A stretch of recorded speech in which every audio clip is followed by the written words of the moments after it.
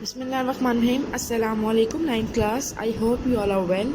बेटा, जैसा कि आपको मालूम है कि हमारा फ़र्स्ट चैप्टर ख़त्म हो चुका है, तो आज हमने उसके शॉर्ट क्वेश्चन आंसर्स करने हैं। तो पहला जो शॉर्ट क्वेश्चन है आपका वो है, व्हाट डिड द कायद-ए-आज़म से while inaugurating the State Bank of Pakistan on July 1st 1948।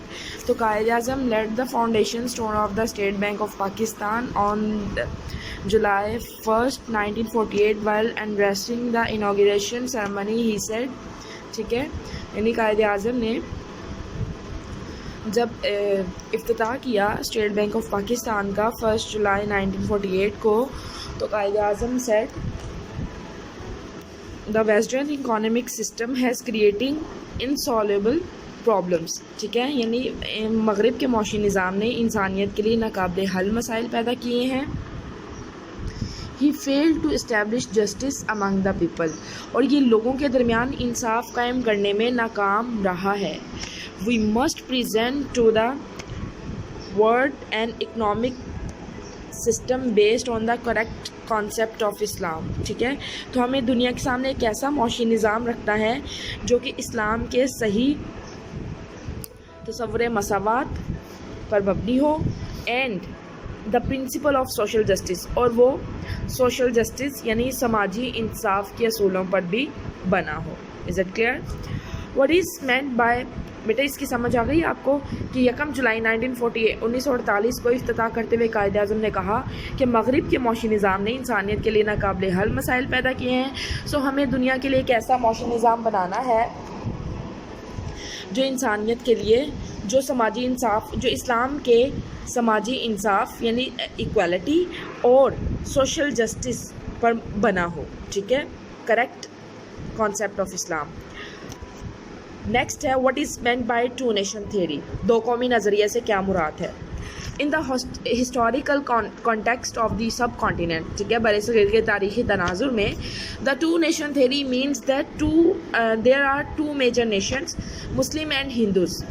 ठीक है, कि क्या था कि बरसगीर के तारीख़ी तनाजुर में से मुराद ये है कि बरसगीर के अंदर दो बड़ी कौमें आबाद थीं, एक मुस्लिम और दूसरी Hindu. These two nation were very different. ठीक है, ये दोनों कौमें बहुत ज़्यादा मुख्तलिफ थी इन देयर रिलीजियस, मजहबी आइडियोलॉजीज़, मजहबी नज़रियात में, rituals, life styles, collective thought and customs. मजहबी नज़रियात, रिचुअल्स यानी रसूमात, लाइफ स्टाइल्स यानी तर्ज ज़िंदगी, कलेक्टिव थाट यानी कि जो इज्तमाही सोच होती है, एंड कस्टम्स और आदात के तौर पर बहुत ज़्यादा मुख्तलिफ थी। ओके बेटा, इसकी समझ आ गया आपको what is meant by two nation theory, यानी कि बरसगीर के तारीख़ी तनाजुर में दो कौमी नज़रिए से मुराद ये है कि हिंदुस्तान में दो बड़ी कौमें आबाद थी, एक मुस्लिम और दूसरी हिंदू, और दीज टू नेशंस, ठीक है, ये दोनों जो कौमें थी बहुत ज़्यादा मुख्तलिफ थी मजहबी नज़रियात को लेकर, रसूमात को लेकर, लाइफ स्टाइल्स को लेकर यानी तर्ज ज़िंदगी, और कलेक्टिव थाट को लेकर और कस्टम्स को लेकर बहुत ज़्यादा एक दूसरे से मुख्तलिफ थी। Is it clear? उसके बाद है define the ideology of Pakistan। Ideology of Pakistan means the formation of a society based on the principle of Quran and Sunnah। ठीक है, आइडियोलॉजी पाकिस्तान से मुराद ये है कि कैसी सोसाइटी बनाई जाए जो कि बेस करती हो कुरान एंड सुन्ना के असूलों के ऊपर। Is it clear? Pakistan is an ideological state based on Islamic philosophy of life. ठीक है, अब पाकिस्तान जो है वो एक नज़रियाती रियासत है जो कि बेस करती है इस्लामिक फ़िलासफ़ी के ऊपर, इस्लाम का जो कोड ऑफ लाइफ है उसके ऊपर बेस करती है। The foundation of Pakistan is based on Islam. ठीक है, और पाकिस्तान की जो फाउंडेशन है, जो बुनियाद है, वो भी किसके ऊपर बेस करती है? इस्लाम के ऊपर। Is it clear? उसके बाद है define the belief in prophethood. Belief in prophethood means believing in all the prophets and messengers of Allah Almighty, यानी कि इस बात पर ईमान रखना कि जो अल्लाह की तरफ से भेजे गए तमाम अंबिया और रसूलों पर ईमान रखना। उसके बाद है acknowledging the fact that the last messenger and profit, और ये इस बात का मानना, एक्नॉलेज करना कि जो लास्ट प्रॉफिट हैं लास्ट मैसेंजर एंड प्रॉफिट हैं इन दिस रिगार्ड, इसमें इज़ हज़रत मोहम्मद मुस्तफ़ा सल्लल्लाहु अलैहि वसल्लम। वो कौन है? हज़रत मोहम्मद मुस्तफ़ा सल्लल्लाहु अलैहि वसल्लम हैं। नो प्रॉफिट और messenger will come after him, कोई भी प्रॉफिट या मैसेंजर इनके बाद नहीं आएगा।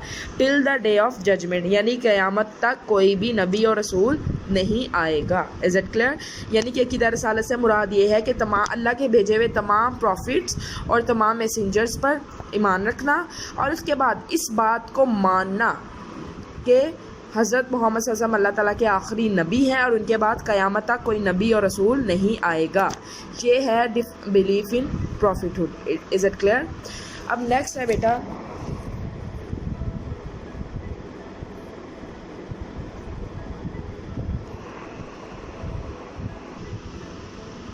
What was the purpose of establishing the East India Company in India? India में ईस्ट इंडिया कंपनी बनाने का मकसद क्या था?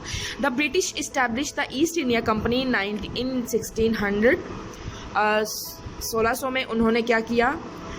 ब्रिटिश ने ईस्ट इंडिया कंपनी बनाई for the purpose of trade, तजारत के मकसद के लिए। किसके हुक्म पर बनाई? With the Mughal empires Jahangir and Shahjahan. ठीक है, यानी शाहजहाँ और जहांगीर के साथ उन्होंने उनकी कहने पर 1600 में ईस्ट इंडिया कंपनी बनाई। The company formulated economic policies in India which maximum benefited the British financially. ठीक है, यानी कि कंपनी ने बहुत सारी ऐसी पॉलिसीज़ बनाई कि जो कि ब्रिटिश को ज़्यादा फ़ायदा देती थी financially. The East India Company set up trading post at Surat, सबसे पहले उन्होंने जो अपनी ट्रेडिंग पोस्ट बनाई थी वो सूरत के मुकाम पर बनाई। And later they set up another trading centre on the Indian coast of Chennai. ठीक है, सबसे पहले सूरत पर उन्होंने अपनी पहली ट्रेडिंग पोस्ट बनाई, उसके बाद उन्होंने बनाते चले गए अपनी डिफरेंट जो ट्रेडिंग पोस्ट थी। उसके बाद सूरत के बाद उन्होंने चेन्नई पर अपनी कोस्ट को बनाया। Is it clear?